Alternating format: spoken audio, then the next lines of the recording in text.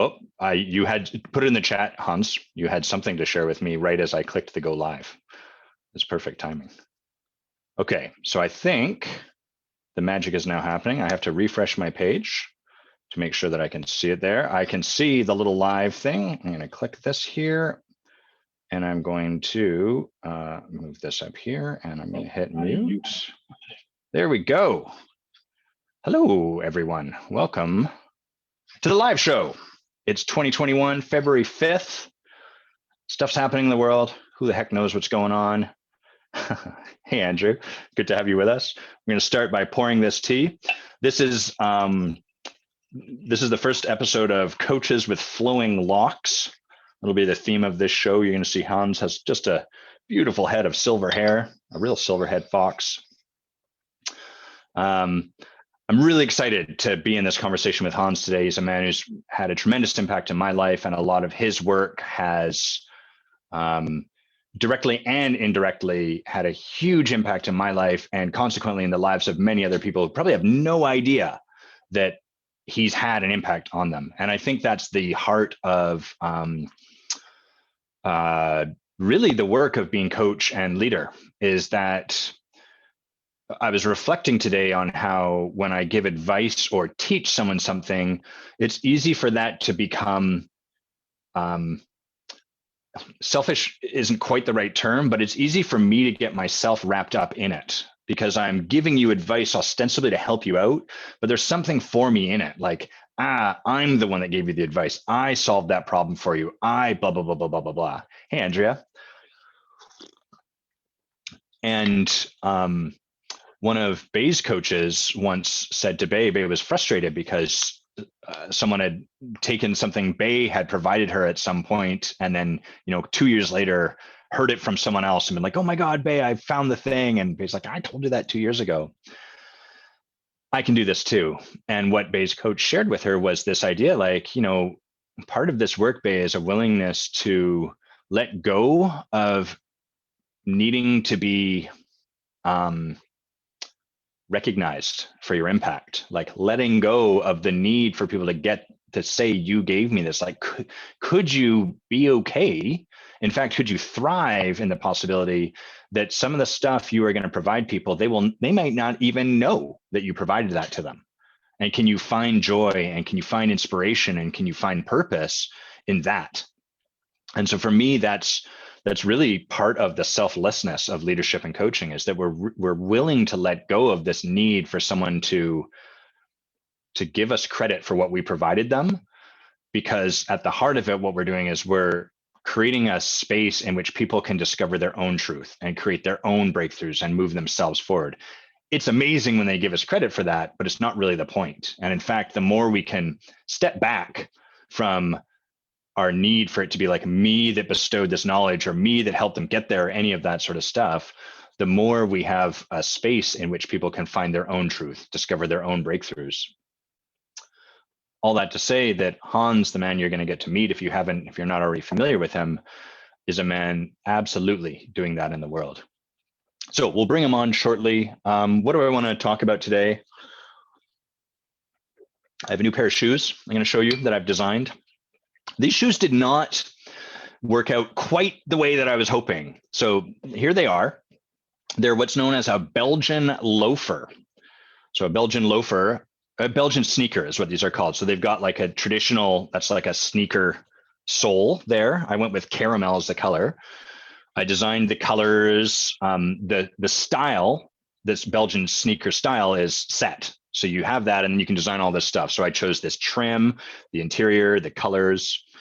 And I really like this idea of using two of the same color of leather, but changing up the texture. So we have a crocodile kind of leather there. And then I think this is called a box leather. I'm not very familiar with, if you look this stuff up online, you can find just a wealth of information about it, but I don't have the time to read that. And then I went with a sort of copper monk strap. And I like a monk strap because they stretch, they have an elastic here, so they're very easy to slip on and off. I think they still look pretty cool, but when I put them on with jeans, I've not quite found the way that like they don't quite look on my feet the way I envisioned them when I was designing them. So sometimes that happens. I'm like, oh, okay, is this a shoe that I have to kind of discover the way for it to be worn? Or is this just sort of a shoe that I chalk up to like, that one didn't turn out the way I wanted it to be, and so be it. It's also a little harder because for this particular style of shoe, Bay is not a fan of this kind of approach because she doesn't like buckles and like these sort of things on men's shoes. So she'd rather just be laces or something like that.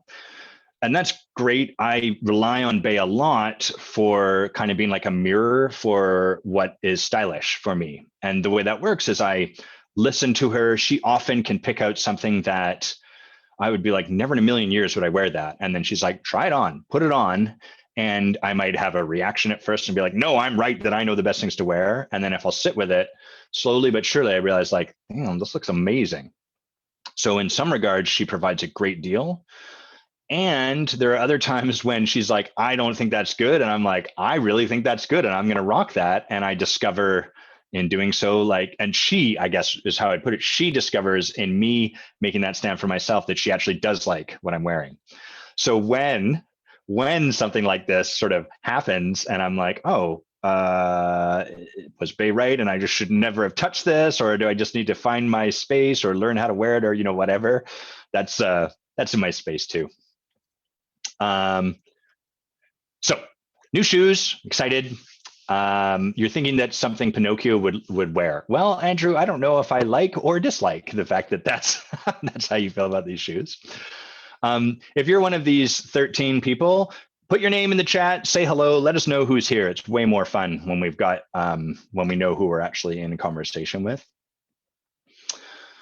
The other thing I'm going to share by way of starting us off here is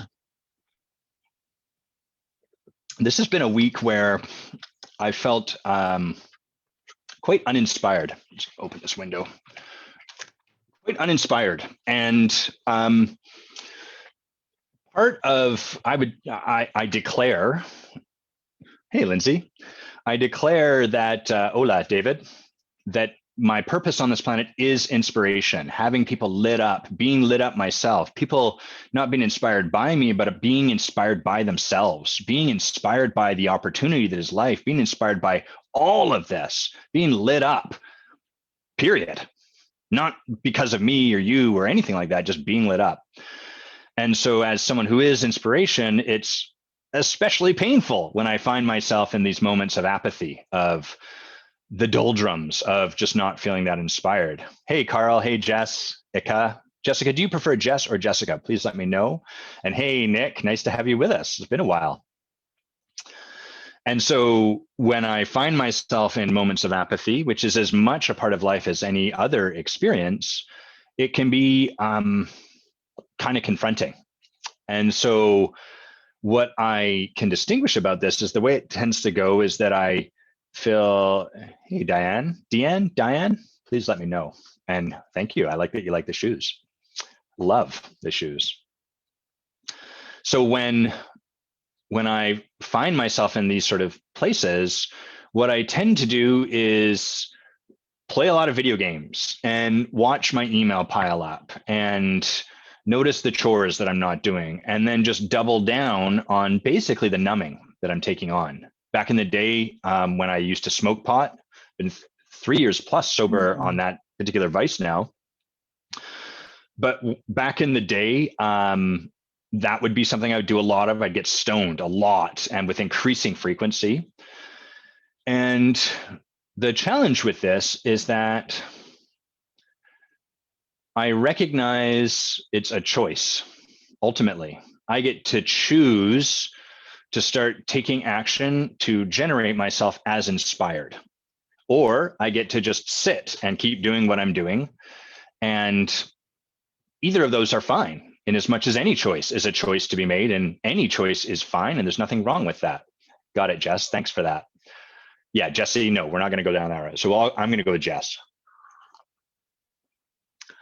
And so the challenge is that I have a story that operates inside of me, which is like, well, Adam, you're uninspired, you have enough wherewithal, you have enough distinctions, you have enough work under your belt to know that that's a choice and you can hang out there, or you could do something. And then I get to the point where I'm like, and since I could do something about it, I shouldn't hang out in this apathy any longer. I should just get into action. I should blah, blah, blah. And, you know, interestingly, there's like some physical feeling that goes along with this. When I'm feeling uninspired, I start to feel a little bit physically sick. So this is the whole holistic thing. From that shoulding, I get into a tension with myself. There's a part of me that is like the teenager that you're trying to take away a treat from him. And he's like, fuck you. I'm not going to let you take this away from me. I'm going to hang on to this. How dare you?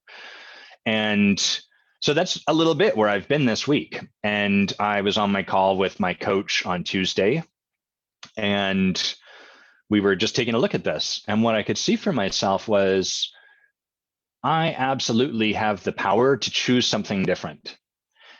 And I'm not willing right now. This week, I've been unwilling to choose anything different. Screw choosing something different. I'm not willing to. I woke up on Thursday and I was like, okay, I think it was actually Wednesday. I woke up on Wednesday and I was like, okay, I know what I need to do. I need to not touch a single video game. I need to not distract myself with Wikipedia.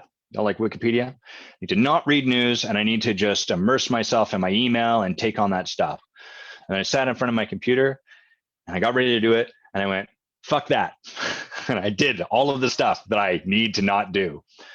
And where I arrived at in that was, oh, the what's called for in this moment is to have compassion. I'm not willing to make that choice.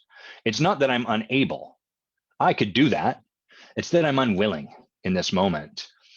And can I bring a lot of compassion and love for that part of myself that's just like, no, not today. The choice will be here tomorrow. I still have the choice, but if you have to make a choice one direction or the other, it's not really a choice. So in bringing compassion, I'm actually opening up the opportunity, the possibility for myself to have a lot more choice available, to really actually get to truly choose.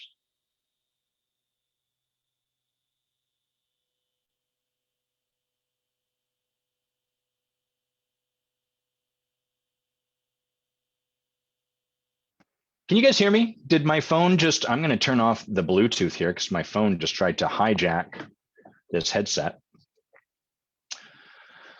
Yeah, so anyhow, that's where I've been. In bringing compassion to that part of myself, I can feel my grip on it starting to relax a bit. Like, oh, there's nothing I'm doing wrong. I can hang out here, and then I can start to like, oh, release it a little bit or not, and actually be with whatever the experience there is for me to be with. Morning, Maria. My audio disconnected for a sec. Thanks, Andrew. I'm just going to read what you've said here, Andrew. Just so you know, your influence shows in many ways. I've been going through the Creating Clients course modules this last week, and I'm continually amazed how much impact it has had in my life and how I'm showing up in the world. So even in those weeks where you weren't feeling inspired, you still have a major impact on us. Thanks, Andrew. I really acknowledge you, Andrew. I received that, and I really acknowledge you for the just the tremendous heart and the champion that you bring into the space, a real champion for people to see their light and to see their greatness. You're going to do amazing work. You're going to love accomplishment coaching, which is a perfect segue. So I'm going to talk briefly about Hans. We're going to bring him on. Hans and I initially met because, well, the first time I saw his name was at the bottom of an exercise that I learned right at the very start of my training as a coach. An exercise I still to this day use with all of my clients. And at the bottom, it said Hans Phillips. He was not associated with the company that I was training with any longer. I was like, oh, interesting. And as I did my work and grew as a coach, there was this period in time where I was writing, I don't have the book with me here. Oh, I do. I'm going to grab it. I was writing this book right here, Too Smart to Know Better. And I was interviewing really, really brilliant people. And hey, Curtis, thanks for dropping in. And I reached out to Hans as one of these people to have a conversation and to interview him. And so we had a great conversation. And as we talked, I just was like, man, I want to know more about this guy. And slowly over time, I've developed a relationship. And so Hans really built a lot of the program and a lot of the structure that he'll correct me if I'm wrong about this, but that has allowed me to do what I get to do and to be who I get to be. Now, there's been plenty of other teachers, and I would love to take the next hour to acknowledge all of them, but that would be boring for me, and it would probably be a waste of Hans just leaving him in the green room. So Hans, get your camera on, get your mic on. Let's get you in here. Hello. I see you've gone with the pulled back look, whereas I've got the wild and free look with the hair. People staring at my hair on Zoom calls, it's a distraction for them and me. I've seen, this is not your first time with long hair. I remember you posted a photo of you on like a ridiculous motorcycle with incredibly long forks, and you had very, very long hair. Was that annoying? Because I find this a little bit challenging to manage. No, I was definitely suffering for fashion, but what are you going to do? It was the 80s. I thought you looked like a badass, but okay, great. Me too. Cool. Is there anything that I said in that introduction that you need to now fix? Anything that I got wrong or that wasn't accurate? No. Cool.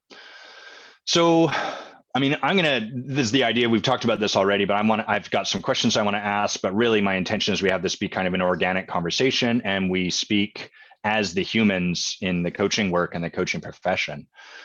Before we get into any questions though, can you share maybe a little bit about how you even found your way into this line of work? Because that's not, I don't think we just wake up and are like, got it, I'm here to be an ontological leader and coach. Sure. So my father was in corporate America. He was he was responsible for Prudential Insurance Company's West Coast operations. And so I got to watch him mentor and grow and lead people. And I could tell that he was making a powerful difference, because when people would meet me and say, "You're Dick Phillip's son," there was just this like, wow, your dad's amazing, right? So I think he was a coach before coaching was a thing in business and in life. And he just simply demanded people's best from them and worked with them so that he got it. So I knew watching the Did he have training in that? Like, had he done some kind of work to support that, or was it just innate? No, okay, it was innate. And he had been in corporate America straight out of Duke University, so he kind of saw the workings, and he was a very smart guy, very dynamic guy. So it just all sort of fell together for him. And he was very talented at what he did. So for him to get a team to be talented as well and make it scalable, that was an obvious next step. So I watched him do that, but I also watched him pay a high price for it. He had 6 different addictions by my count, and he died when I was 25 and he was 50. Oh wow! So I was really clear early on. Okay, I don't want to be in corporate America. What do I want to do? And went to 3 different colleges and universities. Didn't graduate from any of them. Went out into the world and realized I'm an entrepreneur. And I didn't want to get an MBA. I wanted to do practical stuff. I was really kind of hands-on.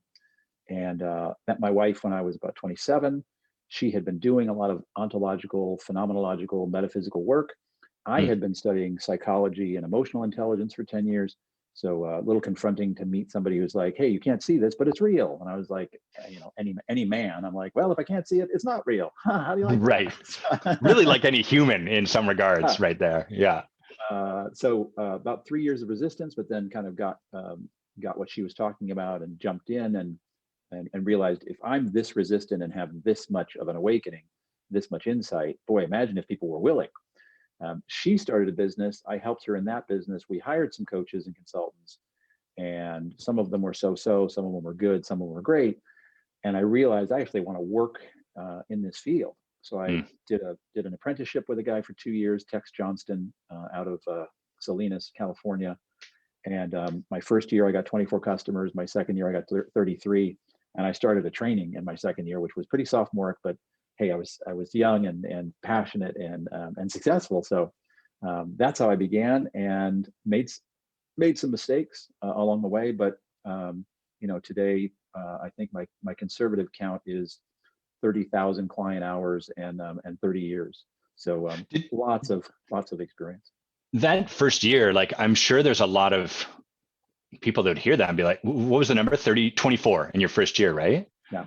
So I imagine a lot of people would hear that and be like, geez, well, if it was, how do I do that? Like, what do you attribute that to, that you kind of came out of the gate swinging that way?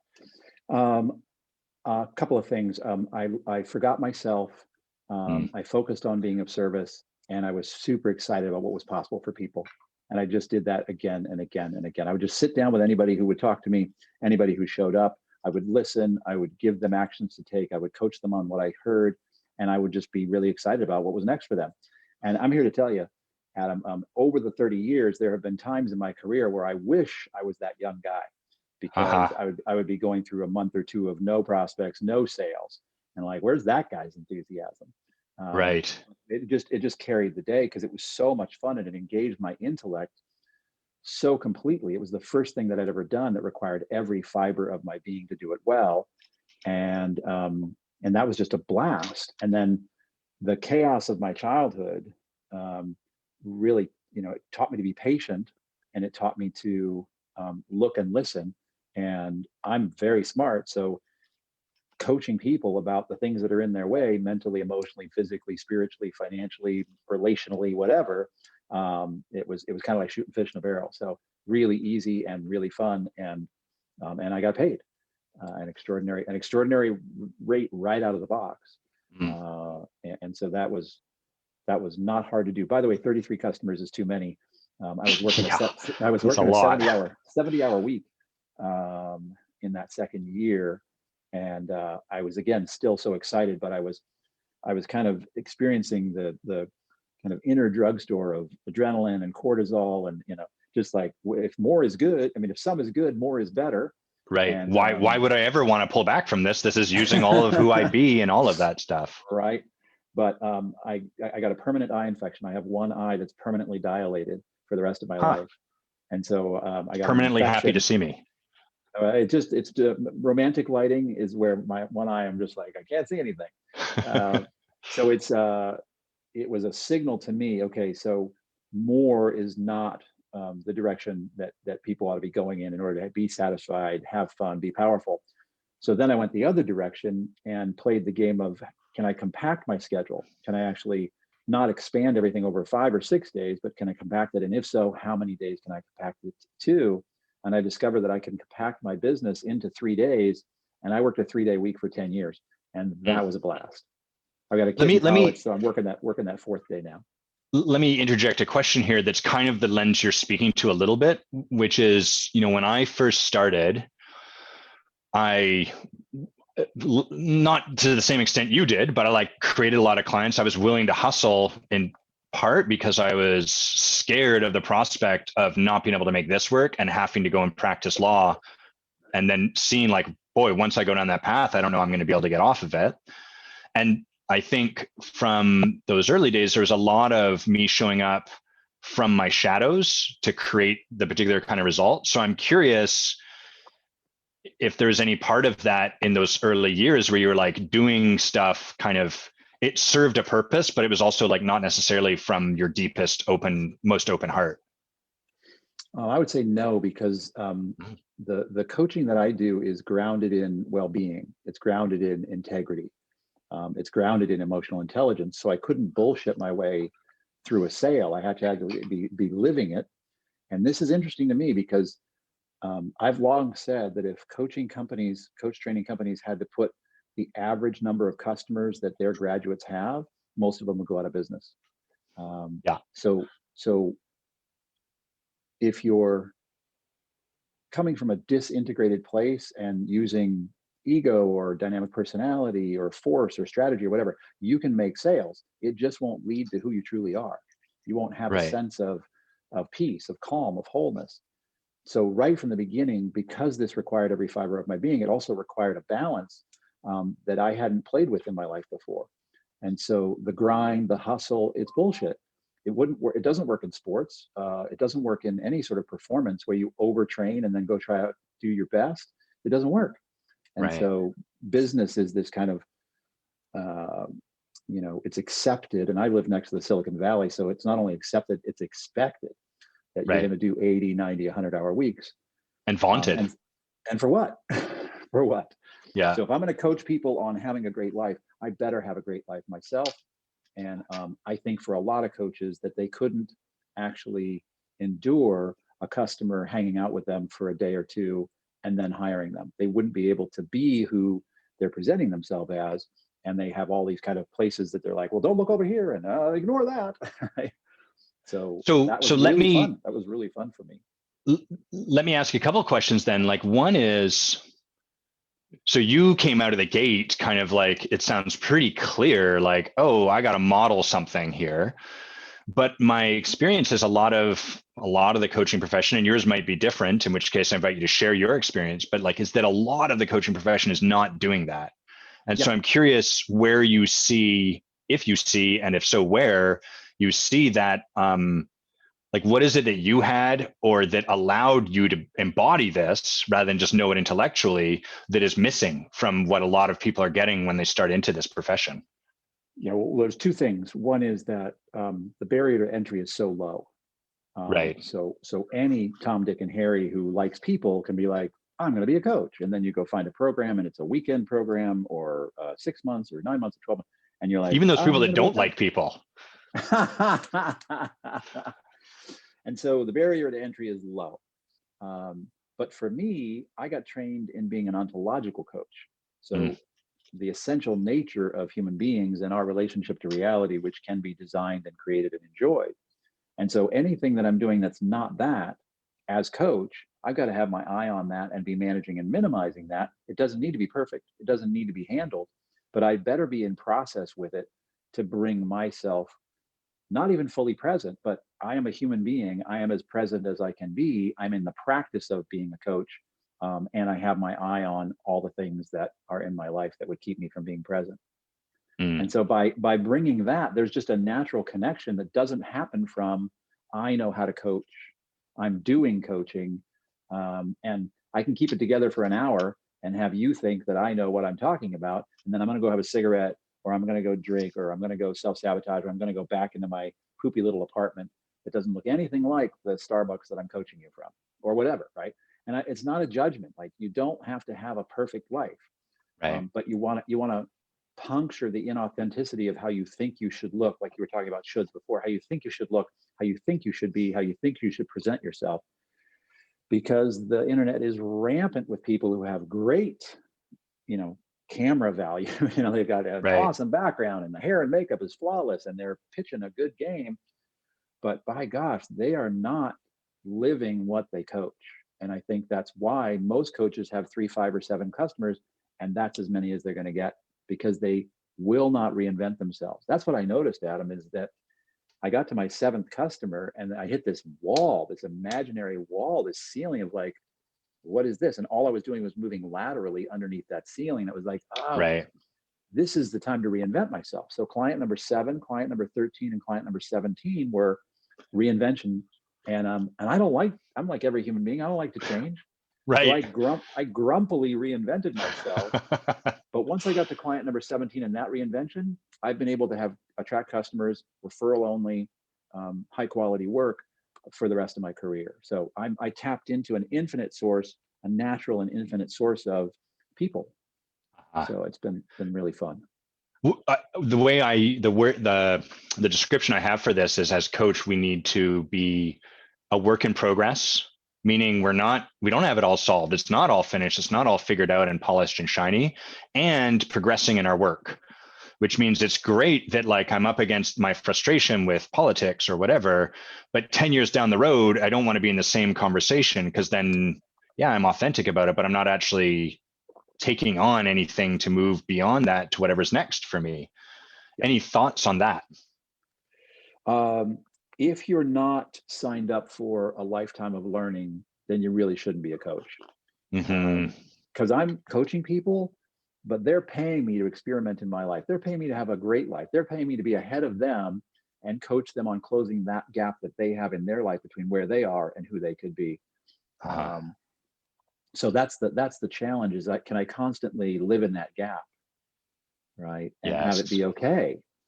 I'm neither here nor there, but somebody asked me the other day, if you could go back to any day in your life, which one would you choose? And I looked at them like, are you nuts? I'd choose this one. This is the best day of my life. I'm the most evolved. I'm the most healed. I'm the most present. And it all the days aren't great. I can tell you some horror stories, right? Last year sucked. 2 years ago sucked more. Like it was just like some really big challenges. But the challenges are from my future. The Right. challenges are because of the life I created, not because of where I came from and the dysfunction that happened to me as a child. See, I really love that phrase you just used. Like the challenges are from my future. Can you say a little bit more? I think I know what you mean, but maybe you can elaborate on that. So through 25 years of my life, all of my problems were from my past. And so there was a predictable way that they showed up. There was a predictable way that I dealt with them. There was a predictable outcome. And then once I got clear on, oh, I can actually be my real, true, and beautiful self, and I can actually create a future and then go for it. This planet, this universe is not going to give me what I want just because I say I want it, but it'll give me what I want if I move through the challenges on the way to get it. It'll give me anything I want. Mm, Because look around, and anything that you say that you want, if another human being has it, you can have it too. The only question is, are you willing to move through those challenges to get there?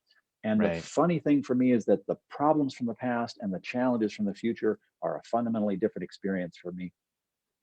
I'm so inspired to deal with the challenges from the future, and I'm so bored and done with the problems from the past. So that's been my challenges. Okay, therapy, group work, doing the work to heal that stuff so that I have a minimum of problems from the past, and that my challenges are clearly about the future that I've invented. And then I take great care of myself so that I'm in really great shape mentally, emotionally, physically, spiritually to meet those challenges.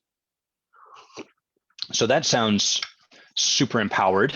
Like you sound, and you've been in this work for a long time, so you've got a lot of work behind you. But I imagine you didn't just show up fully minted. So like, what did you find challenging, or like, what did you struggle with in those early days when you were maybe knew all of this stuff, but still working to integrate and bring it on board? Like, what were your challenges? Uh, Not having sort of a balancing system of greatness. You're great and you suck. So Hmm. I used to fly into San Diego to lead the coach training, and I would walk into a hotel room about 5 or 6 o'clock at night, and I would turn the TV on, and that TV Hmm. would stay on, and I would watch it until 3 or 4 o'clock in the morning, and then I would go lead a 12-hour day. And arrogant, um, uh, egotistical, not in service, but there was a room full of strangers, and I was going to teach them all how to be coaches. Well, that was just too much for me. So I'm going to sabotage in advance so that if it goes well, it's an accident that I don't have to be responsible for. And if it goes Right. poorly, it's like, I did it on 4 hours of sleep. Okay, come on. Right. Right. Yeah. Yeah. Yeah. I've got you're hedging almost. And so I did that with food. I did that with money. I did that with my wife. I did that with sleep. I had just lots of ways to make sure that I could always let the air out, Mm, always reduce the power and possibility. And so my need over time, as I took better care of myself, as I raised my EQ, as I healed that past stuff, as I dwelled more and more in transformation, my need to balance, my need to self-sabotage got less and less and less, to the point where now, just turned 60 on Tuesday, I'm reliable to show up. I'm reliable not to self-sabotage. I'm reliable to get support if I get a tickle of self-sabotage. Like, I'm reliable. And that's come from some major breakdowns, major breakdowns in the last 3 or 4 years, where it was like, wow, the whole thing's on the line. My family, my house, everything's on the line. Can I apply everything I know and show up in the face of this huge breakdown? mm. Uh, there's two questions I want to ask. The first one, maybe we can make this one fairly quick. Like, so I know my arrogance and egotism can often show up sort of, I can flip through Facebook and be like, you're fucking wrong. You're a dummy. That's stupid. But I'm not going to say any of it because I know that's not appropriate, but it's still brews. That toxic brew is still bubbling away. What's a way that your arrogance or egoism shows up for you? Thinking that I can help people who are just in their wound, really committed to being stuck in their humanity. Just a low level conversation. Right. Like, I got this. And it's like, no, they're as committed as you are to transforming them, to stay untransformed, or to shifting them as they are. They're super committed. And for me to spend time and bring my mastery to someone who's just dug in their heels and like, I dare you. Yeah. That's my ego at work. Thinking that I have much figured out. I know two things after 60 years. I literally know two things. One is, this whole thing is natural. Like, everything about this can be natural. And the more natural it is, the more I can let go, right? And just enjoy my experience of the naturalness of life and business and people. So nature, God, whatever you believe in, it's like, that's true. That's present. What do you mean by natural? Like, I think I know what you mean, but maybe you can just elaborate on that. If you plant something and you provide it with what it needs, it grows. And Right. you can apply that exact same thing in business. And I can show you naturally what you're not doing in your business, and what you're doing in your business in an unnatural way that's keeping the tomato from growing. Right. And we have this arrogance as human beings, like, I don't need to water that. I can just look at it and it'll grow. It's like, no, it actually needs water, strangely. And so the water might be your well-being or your integrity, or supporting your team or acknowledging your team. But there's lots of ways to water things. Yeah. Sorry, there was something else in there that I wanted to address. What did you ask? Well, you said there was two things that The one was that all of this is natural. Right. Or spiritual, whatever your belief is. And the second thing is, it's all about relationship with yourself, relationship with others, relationship with whatever this thing is. But because we have such a hard time being in full relationship with ourselves, such a hard time being in full relationship with others, such a hard time allowing ourselves to be in relationship to all that is, it's like, that's a thing, right? So those two things, that's occupying all of my life. I love that way you described it, of it being natural. I often think, the more I get into this work, there was a time in my life when I was all about the life hacks and the productivity boosters and the tricks and the secret shortcuts. And the more I learn, or unlearn really, the more I have this belief that, to use your word, there's a natural progression of things. And really, if someone's like, I really want to move faster, the game is to let go of all the stuff we're trying to do to move faster, because we will progress naturally and we don't have to do very much. It becomes very effortless if we can let go of the effort. Yeah, and I would call out Michael Singer's book, The Surrender Experiment, because 2 years ago I read that book and it transformed my life. Like, I'm literally surrendering my way to success, and it's like you said, it's effortless. It's not that there isn't stuff to do, but I'm not pushing or pulling or poking or prodding or trying or making much.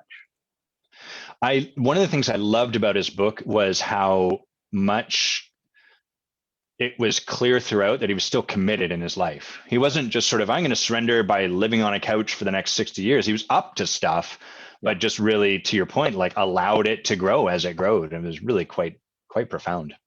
Yeah. Okay, you mentioned breakdowns. And so in our line of work, I think we are aligned that, like, breakthroughs are often preceded by breakdowns. You are knocking down the walls of the condo to build a mansion, and there will be a period of time when you don't have the protection of the walls of the condo, and the stuff you've relied on is no longer there. What I notice is, upon hearing that, people often then are like, great, I got to find brick walls and run at them.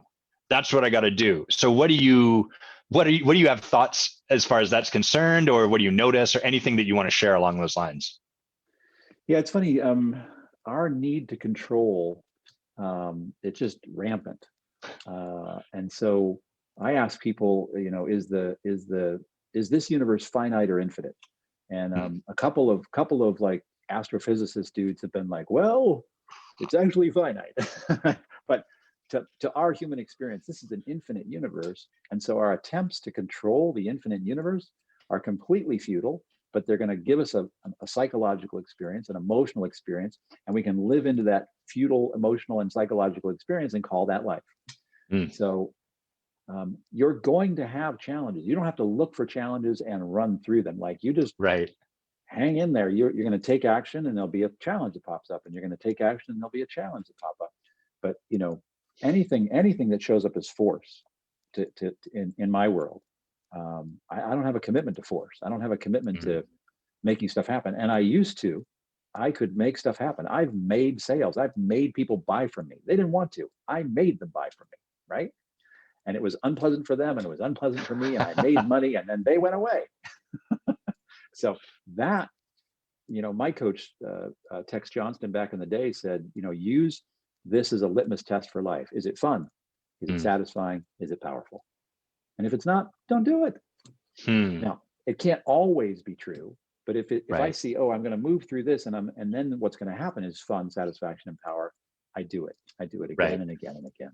I'm no longer willing to suffer, settle, survive, resist, avoid, deny as my fundamental experience of life. What about, I'm curious if you end up with, so what I've noticed is I'm just going to talk about myself. Like, I can be very good at creating, the metaphor I've used is like a beautiful atrium, and the bird have flown into the atrium, and it's got high glass ceilings and trees that bear fruit and not a lot of predators. And it's lovely. I see the sun go up. I see the sun go down. I get to sing my song. Sometimes humans eat crackers and I eat the food, so I'm well fed. And yet there's sort of like a being clipped in my wings. There's a degree to which that's always safe and not soaring in the skies like I might truly desire. And so when we're talking about not forcing anything, there can be kind of a tension there where I'm not really forcing anything in that atrium. Do you understand what I mean by this metaphor before I ask the question? I'm with you so far. Okay, cool. So do you ever run into people that are kind of like just building castles inside that atrium, but it's not really calling them forward into much in their life? And in those situations, what do you do with them? Well, they're seeking safety. And my question to them is, were you raised in an unsafe world, and do you live in an unsafe world? Because you're seeking safety, and human beings want safety. And so, for most people, the opposite of safety is danger. But for me as coach, the opposite of safety is the adventure of life. Totally okay. Totally okay. If you don't want to engage in the adventure of life and you want to make a safe life, totally fine. And I'm going to point out to them the emotional, mental, physical, financial, relational cost to that, or I'm going to ask them to do that for themselves. And as long as they choose it, we're good. I'm all about choice. I'm about love and being and choice. And I could care less which choice you make.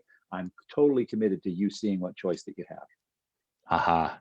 Yeah, and therein is our power, is you being unattached to however I choose, just giving me the option. I mean, at the heart of a lot of coaching is putting people at choice, letting them really choose in their lives. And the only part I would add to that, which you're kind of speaking to, is to really make a choice, we need to see the choice we're making. If it lies below the surface, if we're unaware of it, it's hard for us to truly choose. That's a mouthful. I've been told that I string these together. Let me see what other questions I have. So, here's a good one I'm really curious about. I have plenty of strong opinions. And so I'm often asking myself, what am I really committed to in life? What am I committed to in this moment? What am I committed to? What's the impact I'm committed to having? And does it serve that commitment to put these opinions into the space? So, or does that just, and sometimes maybe I don't even ask that question. I'm just like, blah, or whatever. I imagine you have some strong opinions too. And so how do you express or work or allow, or what do you do with that part of yourself? So when I've got a morning ritual, and my morning ritual is I say who I am. I say who I'm not and commit to managing and minimizing that. I say what I'm up to, what my purpose is, what my gift is. I say what I'm in service to, and then I get myself ready. I get my heart ready, my mind ready, my body ready to bring myself to being with people. And when I come to people, my job is to be as clean of a conduit as possible for what wants to come through me. What it's almost like I disappear when things go well. That there's a conversation that's being had with the person, and There are some days that it goes better than others, but mostly I just trust the relationship. I trust whatever's brought us together. I trust their process. And then I keep myself clean and present and committed. And then what I honor whatever I say. I honor what they say and I honor what I say. And I don't do a lot of assessing.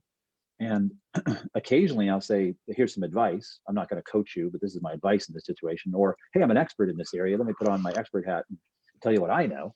Right. But mostly I'm just honoring the conversation that wants to happen. And this past week I was with a young woman and she said the F word 3 times because it just hit it right on the head, what she needed to hear. And it was hard for her to hear it. And I'm not being mean. I'm just saying what's so. I'm just listening and reflecting back to her. And my favorite example here is somebody called me up in the middle of the night and said, I'm in my garage. My wife just threw me out of the house. We've got a 2-year-old child. She's very upset. What do I do? And so I was coaching him and we did about a half an hour. And something came in asking about hot and nasty. Now, I've never asked anybody about hot and nasty before. I don't put those 2 words together. And I ignored it. And then it came in about 10 minutes later, asking about hot and nasty. And I ignored it again. And the third time I'm like, all right, hey, what about hot and nasty? What if hot and nasty shows up? And he knew exactly what I was talking about. He said, if hot and nasty shows up, I'm going to ask her to respect the boundaries of my marriage. Let me work out what I work out. Please leave me alone. If it doesn't work out, we can go out, but please leave me alone. And so I didn't think anything of it. We got done. He moved on with his day. Literally 24 hours later, I get a message on my machine. Oh my gosh, Hans, hot and nasty showed up. And she was so hot and she was so nasty. And I'm so glad we had that conversation because I was able to say, please honor my marriage, even though it's in breakdown. Please leave me alone. Please go away. Right. And I was like, all right.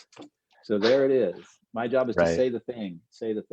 And then the other thing here, Adam, is that I used to think I was really good at giving people actions to take. And I used to edit for what's the best one? Where are the 3 really great ones?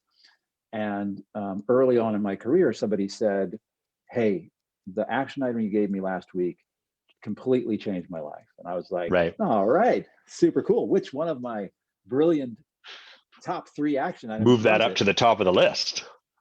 And what they said was that thing where I don't know exactly what it was, but to me, it showed up as that thing where you told me to reorganize my sock drawer, transformed my life. And I was like, reorganize your sock drawer with a throwaway. What about those other brilliant ones, right? And so I realized that my job is to write down the actions. Their job is to pick and choose, but my job is to not edit. I don't know what action they should take. Just reflect the actions to them and trust their process to inform them. So remove myself, and be a conduit. Right. So one of the things I love about that story, the hot and nasty story, first of all, is the title of it, Hot and Nasty, version 1.0. But the other thing I love about it is that you won't find in a list of 100 best, powerful, whatever coaching questions, ask your client about hot and nasty. And it's not to even take away, right?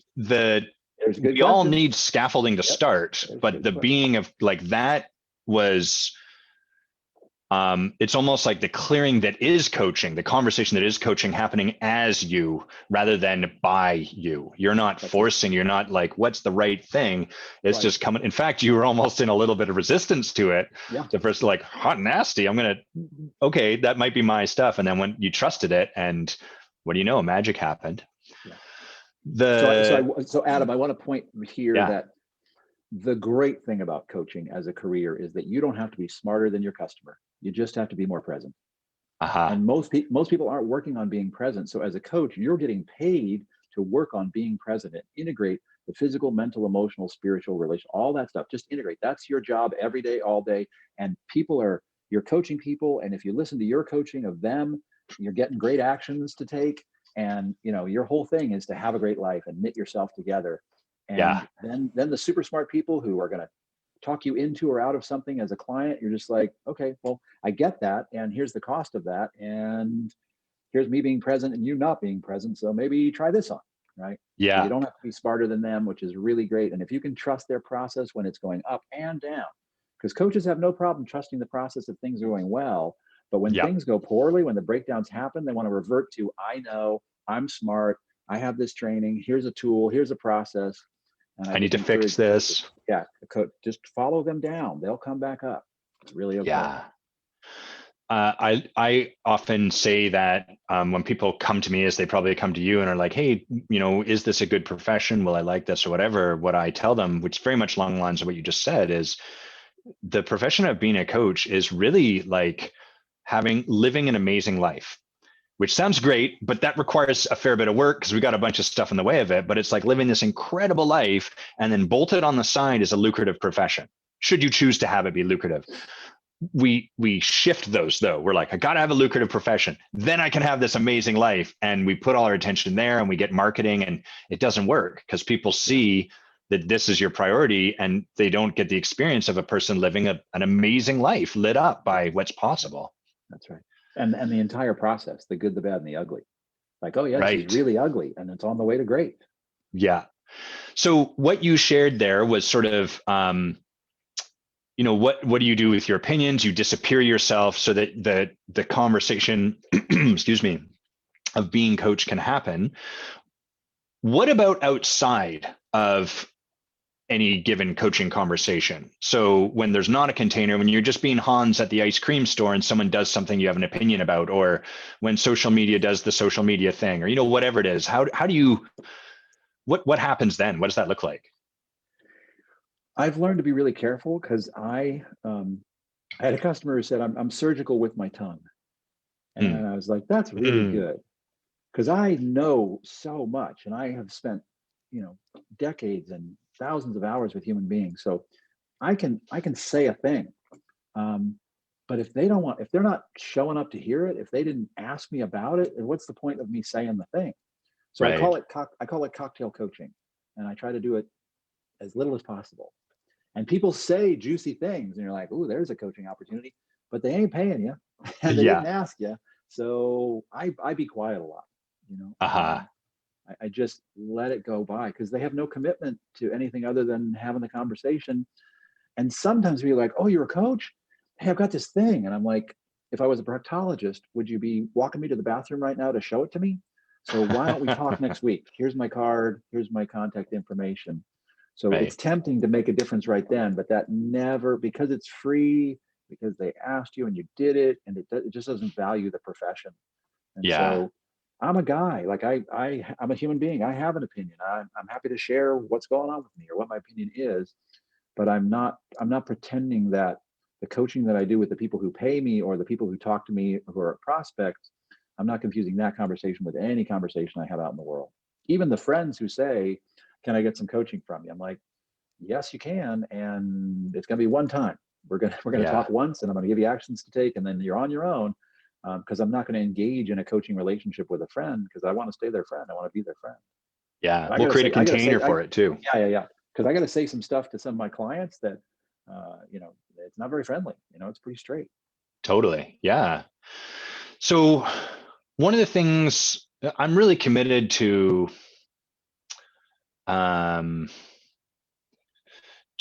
getting beyond my own righteousness, which is just it's a game I'm always lapping, so I'll overcome like, oh, I'm really right. Like I'll start to see it and and then I'll start to like bring that to my coach and notice, oh, what that's about is this, and I'll distinguish it and start to move beyond it. And then it starts to slip away.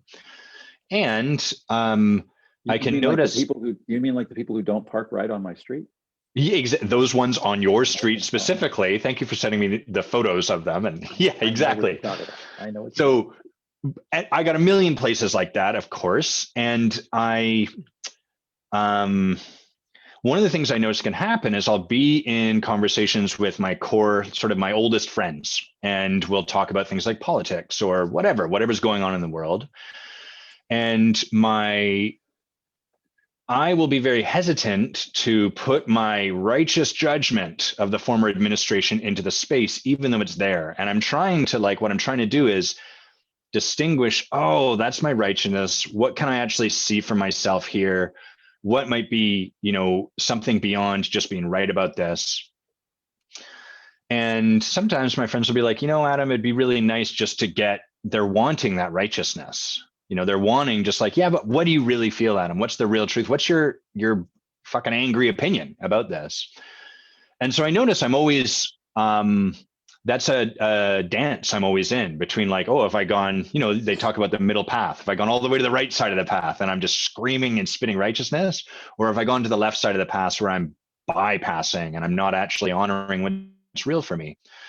What do you see for yourself in that? Like, do you ever find yourself, or do you have a particular version of that for yourself?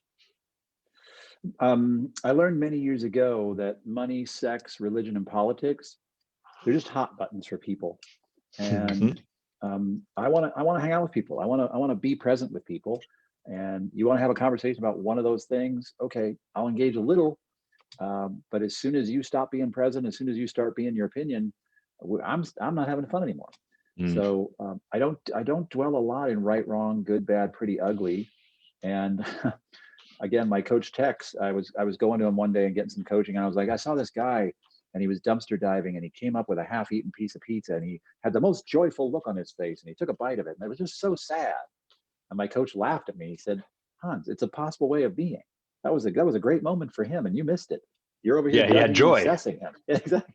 Yeah. So everything's a possible way of being, and I hang out with people who want to be present and who are passionate and who like to laugh, and um, you know, uh, I'm about the future.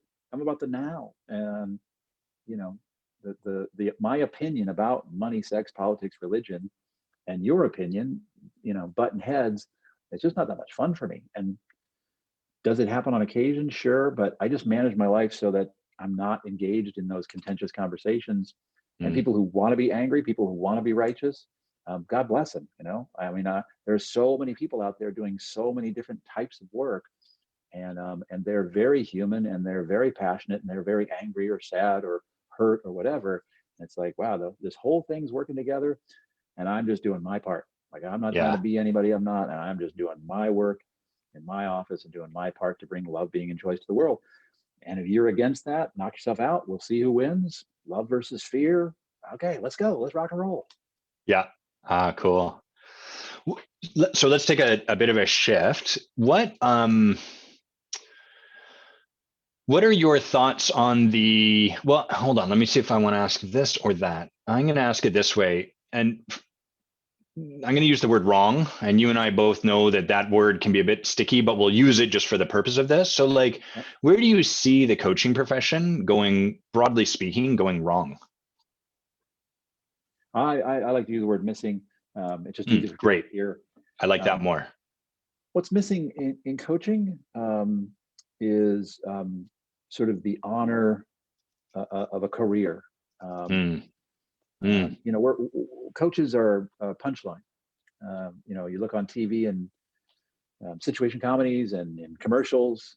We're a punchline. And so years ago, I stopped calling myself a coach.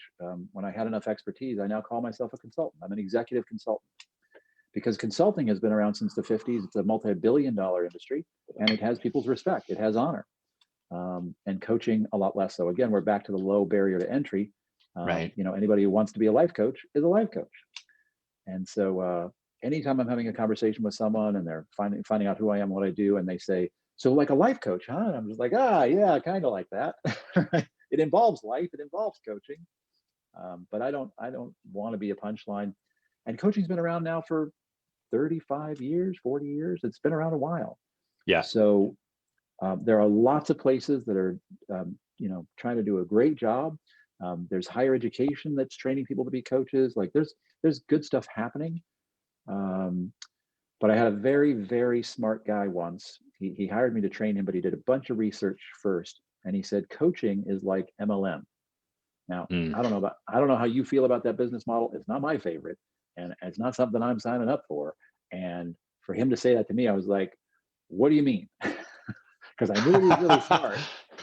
He said, well, you become a coach and in a training, and then you become a coach in that training, and your job is to go Yeah. get other people to come into the training, and then you're going to coach them, and it's just like this multi-level marketing thing. And I was like, oh, you're right. It is kind of like that. And so I know coaches who their whole book of clients is coaches, Yeah. right? Typically coaches that are struggling, Uh, and or at yeah, least and often. yeah. And um, so I think that there's a lack of business training, there's a lack of sales training, there's a lack of marketing training. and I think also that sort of the homogenized certifications. I don't think they do.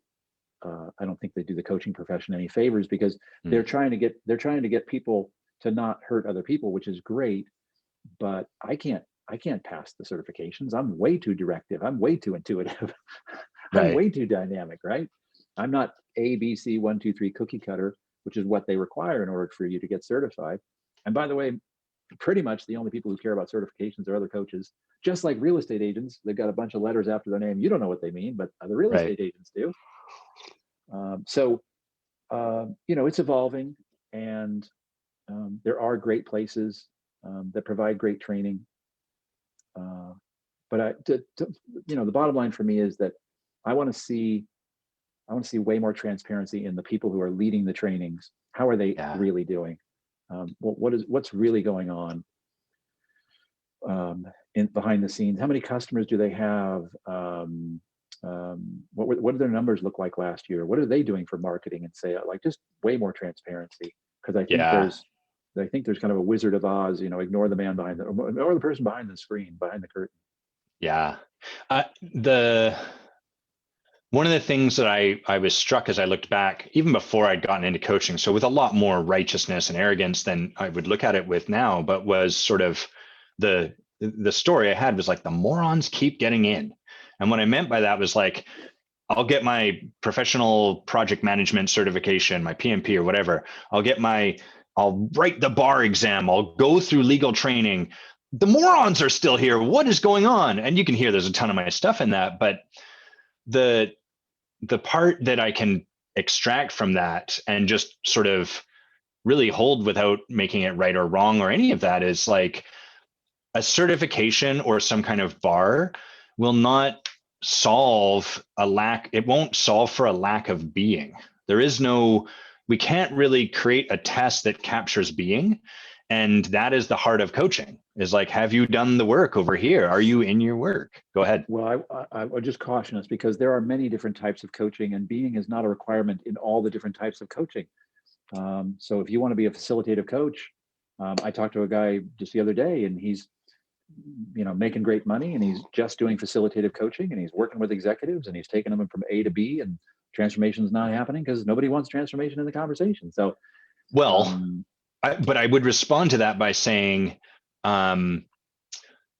if we were to try to create a certification to capture just people like the one you're talking to, it would not be sufficient in and of itself to say this guy is going to be like the guy Hans talked to. So that's what I guess what I'm clumsily saying is that trying to wrap a fence around something using only a certification, well, my experience is it never fully gets us there. It's always going to miss the mark to some extent. Yeah. Well, I don't know if you remember the movie Blazing Saddles. It's on my list of movies to watch. That's Mel Brooks, right? Yeah, right. Well, yeah, it's a classic. There's a group of cowboys riding through the desert, and they come upon a toll station in the middle of the desert. Right, it's just a random toll station, and somebody's got to go back to town to get nickels. But that, to me, my stepdad says, beware of arbitrary groups setting themselves up to certify people. So do I want high quality people? Absolutely. Do I want people to try and people who care to get involved? Absolutely. Because my customers are not your customers, are not their customers. And if you care, and if you get involved, and if you get trained, you're going to meet people who you're supposed to get trained by and work with, and perhaps they hire you. So there's this natural thing that happens, and just a lot more transparency, a lot more authenticity. Yeah. Andrew asks a really great question, which is, so do you, Hans, blend coaching with consulting, or do you just use the term executive consultant and then primarily coach people? So coaching is a tool that I use, and I'm an expert in human being. I'm an expert in sustainable high performance. And so I am a consultant. I am an expert in human being, and coaching is one of the tools that I use, as well as training, as well as mentoring, as well as teaching. Nice. Yeah, love it. Thanks for the question. So we talked about, and also Miles says that Blazing Saddles is amazing. So you're in good company here. So we talked about what's missing in the coaching profession. What would you say is miss? And this is a broad one, but what's one of the sort of main things you see as missing in the leadership profession, or the conversation about leadership, or however you want to answer that? I would say, again, it's authenticity. In business, what's being traded for money is it's oftentimes against values, out of integrity, not healthy. And so a lot of times leaders, it's an ego feed. They're smart, they're powerful, they're dynamic, but they're like, well, I don't have to follow all the rules, and my marriage sucks, but I'm a great leader. Yeah. Watch me lead over here. And so again, I want authentic leaders. I want leaders who are willing to show me their bumps, scrapes, and bruises.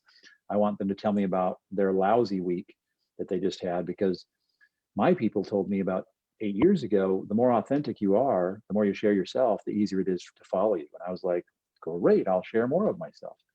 Now, I can't throw up on them completely. I can't give them all the gory details, but I can give them a flavor. Right. I can give them a flavor that lets them know Hans is a human being. Hans is working on that. He's like me. Because that was the challenge early on, was an hour a week. I can be awesome. I look great. Right. I sound great. And people were impressed. They're like, they extrapolated that over the rest of my life. And that's not how the rest of my life necessarily was going. Yeah. So I tell people, hey, I'm having a rough week, or I'm having a rough time, or I'm authentic as a leader in my community of colleagues and the 20 or so customers that I have. I'm going to be authentic. I'm going to let them know if things aren't going great, and not to put the focus on me. But if I'm going to teach people about being and they notice that I'm kind of not being, I better say something about that, because otherwise it's like, well, he's saying that, but he's not actually doing that. And so for me, leaders who don't overwork, leaders who have their priorities straight, who put their family before their work, people who are exploring and learning and sharing, who aren't just doing the same thing over and over and over again. And there, again, there's nothing wrong with that. But if you're smart enough to figure out how to do that, then there's more to know, there's more to learn, there's more to teach. Are you familiar with Steve Chandler? I am not. Oh, you must. I think you'd love his writing and just who Steve is in general. He's a coach. He's quite well known. The book I love by him is called Wealth Warrior, although the guy writes books just constantly writing books. But he tells this story where he was doing a series, like a speaking series with someone else on money, your relationship to money, blah, blah, blah. And at some point, this person turned to him and he said, Steve, I live in fear that these people are going to discover all of the places where my money is not right. Like, they're going to find out where I've had bankruptcies. They're going to find out where I'm squirreling away money under my mattress. They're going to find all this stuff out. And you don't seem to have that fear. What's the deal? Like, why aren't you concerned about that? And Steve, he's very droll, very like low energy, but hilarious, very brilliant in a sort of droll kind of way. And he pauses and he's like, well, it's because I know I'm a failure. Not like I suck at life, but I just don't pretend. I was an alcoholic. I was bankrupt twice in a row. I've been left behind by my wife. Like, I've had all this stuff and I just share it with them. And in doing that, I don't have anything I have to hide. And that story for me really began a little bit of what you're describing, like the realization, oh, that's the solution to imposter syndrome. If we just own that truth, you can't be an imposter. It's impossible. And then that goes, you have to be with other stuff that shows up. People might have a reaction to the truth you share, but the imposter syndrome part melts away completely. That's it. Yeah. Well done.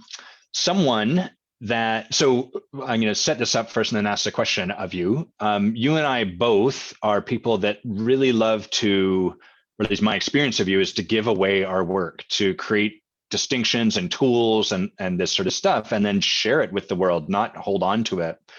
And there are plenty of other people where that's not the way that it goes. It's very clutchy. This is the tool, the secret, the trick, the thing I've got. And so a woman named Sharafat asked me like, hey, how can you talk about how do you give away all of your work and not worry about not getting clients, not getting stuff like that? Like, how does that work? How do you deal with that? So I'm curious what your thoughts on that are. Yeah, I ask people, is it a stingy universe or an abundant one? And if they say, well, it's kind of stingy, I'm like, have you ever been to the desert? Because there's a lot of sand there, man. So it's actually an abundant universe, which means that if I'm controlling, if I'm holding on to, if I'm the bottleneck for what's coming through me, and it's like, well, you get it, but you don't get it, and you only get it if you get. I'm now living a stingy life, which is going to be, again, a particular experience of life, as opposed to if I'm just abundant with it, then I get to receive abundance. So I.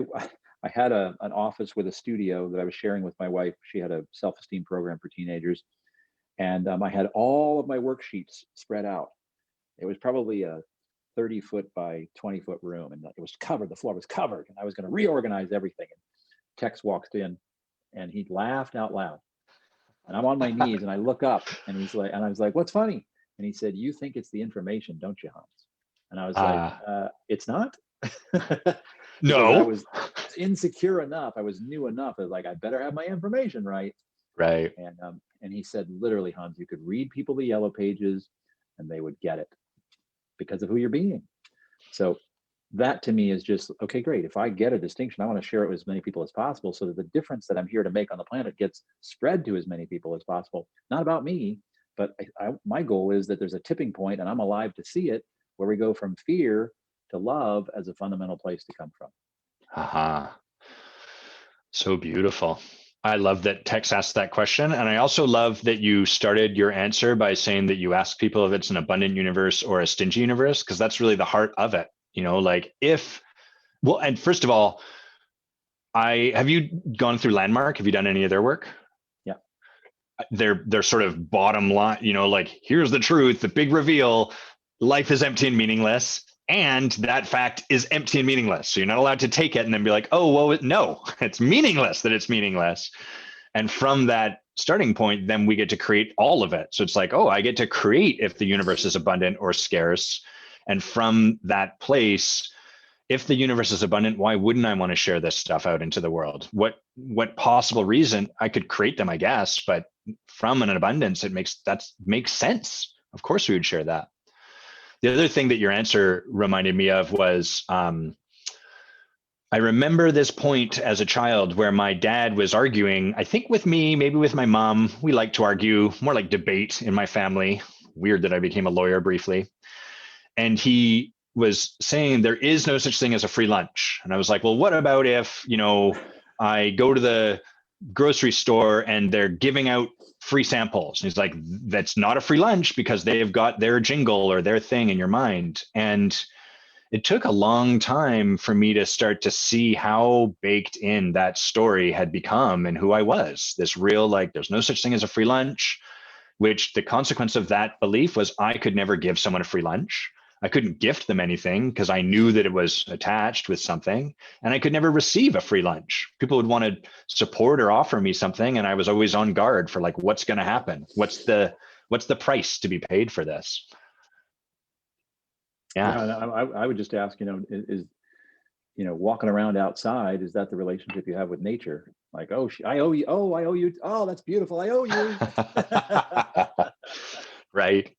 Do you find when you ask a question like that, I imagine your people are brilliant, a lot like my people are brilliant. If I just ask that question and leave it there, of course there's more, but the first place I'll often go to is like, well, here's why it's different. So, you and I know it probably isn't different, but like, do you encounter that in your people? Absolutely. Everybody's building a case for something.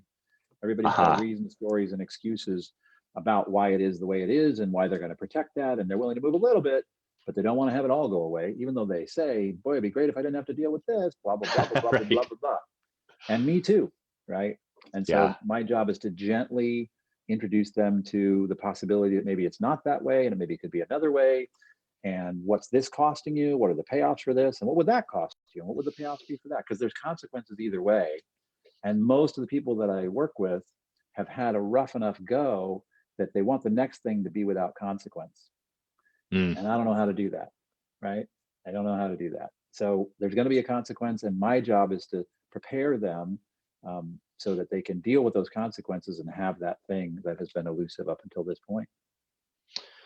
There's a lot of the thing that came to mind as you were sharing that about consequences and stuff is how a lot of people often want an experience of trust, but the way that trust has been constructed, like, oh, I could trust myself if I knew that I would never make a mistake, because then I could just do whatever knowing. And I find often what really leaves people able to trust themselves is discovering that they can actually be with whatever shows up, regardless of any mistake they make. There's no mess I can't clean up, which a lot of recovery work, I find, you and I both have a background in recovery, teaches you. As you go through an amends process, you really learn, like, oh, wow, I was holding this on myself for 20 years and I cleaned it up. And okay, like you start to discover this ability to trust yourself that was wrapped up in this sort of, if I can never make a mistake again.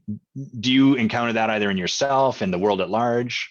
For sure. And I would just point to, doing the emotional, the EQ work, the physical work, the mental work, the spiritual work, doing all of those things so that your foundation, you've got a really deep wellspring in your foundation, that it makes those situations just so much easier to deal with. So focus on knitting your foundation together.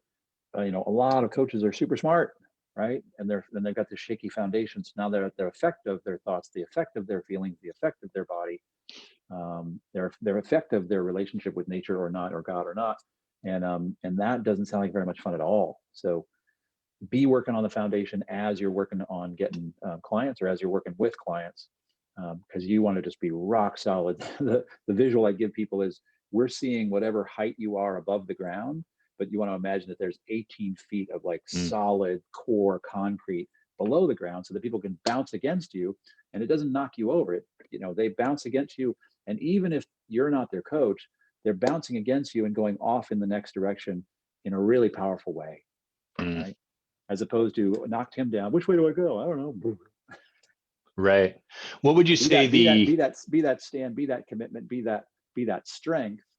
And some people will say yes, some people will say no, some people will say later, but you just be really clear who you are and what you're here for. Sorry, go ahead. Right. I guess the other pole to getting knocked down, because you don't have that foundation, would be that when people come to bounce against you, you push back against them, so that you're sort of, I don't have the trust in my own foundation. I don't have that. I'm going to fall over. So now I have to come back at them. I guess that would be the flip side to it. I met that guy at the gym the other morning. You're very committed to going to the gym, aren't you? I see you show ab photos and stuff like that now and then. The photos no one asked for, you often tag them. my community calls it Hans porn. Yeah, I'm a big one for asking elderly people for their advice. And one of the things that I've gotten from the guys who are 70, 80, 90 years old at the gym is, move it or lose it. Like, show up, move the body, get fit, and then maintain that fitness. And you can do that for the rest of your life. And I was like, okay, I'm not living like I'm going to get there, so let's get started. Nice. What's your favorite exercise at the gym and your least favorite? I don't like going to the gym. I don't. Me neither. Yeah. Now look, the results, I love the results. It was a breakthrough for me about 8 years ago to get more committed to fitness than flavor, because I was very committed to flavor for most of my life. What do you mean? Like eating delicious. Yeah, yes. Carb, salty, sugary, like, yes. Yeah. But I got more committed to fitness than flavor. I love the results, and I'm willing to move through the discomfort of going to the gym to get the results. But my childhood was violent. And so encountering resistance, encountering discomfort has brought up that stuff for years. And I'm 10 years in the gym now, so it's a lifestyle. And I use that foundation to skateboard, to bicycle, to boogie board, to be agile, to be fit, to feel confident. Like I'm using that thing. And I'm committed. So my mood is managed. My psychology, it's managed. It's outside because of the coronavirus in the parking garage. It's 33 degrees. and we're working out. Me and 3 other guys are working out, or 3 other gals are working out, and it's like, it takes commitment to get there and do it, but it's the source of my success. It's the source of my enjoyment. It's one of the sources of my being. So I'm now committed to, how fit can I get this year? Not comparing myself to anybody at the gym, not comparing myself to last year, but hey, how fit can 60-year-old Hans get? And having fun. That part's fun. I find, so like, I don't know what the logically word would be, but like, I find ontologically what happens when I go to the gym or just lift weights in my own house is I build my muscle in being uncomfortable, physically being with physical discomfort and not needing to change it or shift it or avoid it or make excuses, which in itself is a gift, like full stop, to just be with physical discomfort. That's right. Building your tolerance for that. Beautiful, man. That's great. Last question for you is, what would you gift to new coaches or to leaders? Like, what's the thing you would want to share or offer to them? And I often get caught when I am asked this question, so I'd love to give it to you and see what you have to say. Based on your commitment to become a coach, there are people that you're supposed to work with. They're out there.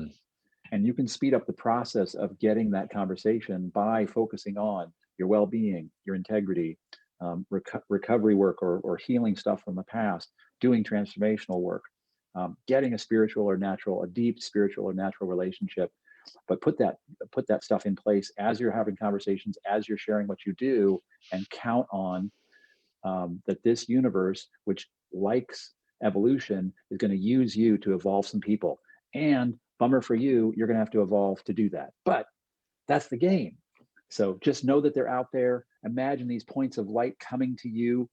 They're traveling to you now based on what you said. It gives me chills to talk about this. Like, you're a being who's intent on having other beings be present, be in action, be with challenges. And so there are people out there that you're supposed to talk to, that are supposed to treat you like crap, that are supposed to belittle you, that are supposed to transform because of you, that are supposed to be, take a major action that they've been putting off their entire life because of you. All of that stuff is present. Get your self-esteem from someplace other than clients, because you're going to have good days and bad days, but keep going. And you can absolutely have a book of clients who pay you to have an extraordinary life, and you will have to evolve along the way. But again, that's the game. Well spoken. I'd love to acknowledge you to finish up. And Hans, I would love it if you would acknowledge me. Certainly. Would you like to go? Would you like to be acknowledged first, or would you like to acknowledge me first? I'd like to acknowledge you first. Cool. So you are unabashedly you. You inhabit yourself and your world, and you shamelessly share that with us. And it puts you right in the crosshairs of people who want to judge, want to assess, and you keep doing it again and again and again. So thank you. It's an invitation for us to be unabashedly us. And you just set such a great example of that over and over and over again. Thanks for being you. Thank you. I, Hans, would really love to acknowledge you for your brilliance, but in particular, what I love about you is that you can bring your brilliance from your head. You can have a heady conversation, but also how much of it exists in your heart and really like spiritually. Like, I'm so present to your capacity to let go of needing to know how any of this works out, and to just allow whatever it, like, to really trust in the divine unfolding of everything that is in front of us, and to be on this journey and to flow with it, and to invite other people into that same space. And you do so with so little judgment. So like, I rarely, if ever, have an experience of you holding me or anyone else as wrong, or like they should do something else. And what I'm present to in that is all of the work. That's not necessarily what we're taught by the world. It's who we start as, but then we're taught something different. And so I really honor you for being not just beautiful as a spirit and as a soul, but also a man really committed to modeling his work and living an amazing life. Thanks for living an incredible life. Thank you. It is my honor and my pleasure. Mostly. If all right, well said. If you are someone that people are supposed to use your words, to like connect with, to learn about, to work with, or any of that stuff, where do people follow, find more about you and all of that stuff? Great. So my website's at ontoco.com, ontoco.com. I'm going to put that in the chat right now. There it is. Yeah. And there's a form section at the bottom, form button at the bottom, so you can see the work. And if you want to have a conversation, you can schedule with me at genbook.com. So ontoco.genbook.com, ontoco.genbook.com. And on that Genbook site are 75 or so testimonials from people unsolicited that will give you a flavor of who I am and what I do. I love human beings. If you're up to something, love to talk to you. If you're stuck, I'd love to talk to you. I kick ass and take names. So if you're looking for a middle of the road conversation, I am not the guy. I love that. And you have a mailing list of which I am on, one of the few. And one of the things I love about it is you send out a ton of, like, an abundance of tools, stuff that you find useful. And one of the things you've modeled that's really been beautiful for me is you celebrate people. You celebrate your coach. You celebrate people. In fact, these shoes are made by our friend Nathan, I think it's Minahan, Yes. who Nice. So I found my way to Nathan, who's become a great friend and put me in touch with some other people through Hans, through his list, because you just said, this guy's up to amazing stuff. He's super cool. Reach out. And I was like, that guy's well dressed. I need to talk to him. So definitely follow, like, sign up for Hans's list. It's really cool what you do. I love who you are for the world. And I'm so grateful that we got to have this conversation. Thank you, man. Have yourself an amazing weekend. I'm going to say bye to everyone. Then I'll stop the live and you and I will say goodbye, Hans. So everyone, thanks for tuning in. Thanks for being a part of the conversation. Thank you, everyone, for your questions and what you brought. And really, I'm especially grateful for one of the things I notice about a lot of the people showing up in our conversations is they're really committed to what Hans has described here, which is living an amazing life and really not trying to get people or make them pay them or anything like that, but to like live this beautiful, pure life. And that's such a gift to me and to everyone, because as you model it, it shows us that it's possible. So thank you, everyone, for being here. Have an incredible weekend, and we'll catch you soon. Bye-bye. Wow.